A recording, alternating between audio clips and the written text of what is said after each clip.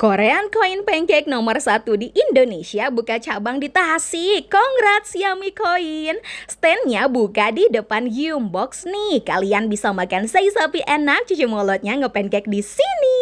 Pas koinnya digigit, isian keju mozanya melar coy. Pas grand openingnya gokil, beneran marema pisan. Ada promo heboh koin pancake-nya jadi harga 2000-an aja nih guys. Pantesan diserbu sampai antri ke jalan ya. Korean Coin Pancake gini emang lagi kekinian banget nih. Rasa pancake-nya bisa pilih 3 varian, original, pandan, dan red velvet. Semuanya enak-enak coy. Yang ori juga berasa ada wangi susunya. Isian fillingnya bisa pilih sesuai selera. Ada original, spesial, choco, strawberry, blueberry, mix, matcha, oreo, dan srikaya. Tekstur luarnya garing krenyes, dalamnya empuk dan lembut deh. Dijamin anak-anak pasti pada suka. Yuk cobain varian pandan, srikaya, red velvet, dan choconya.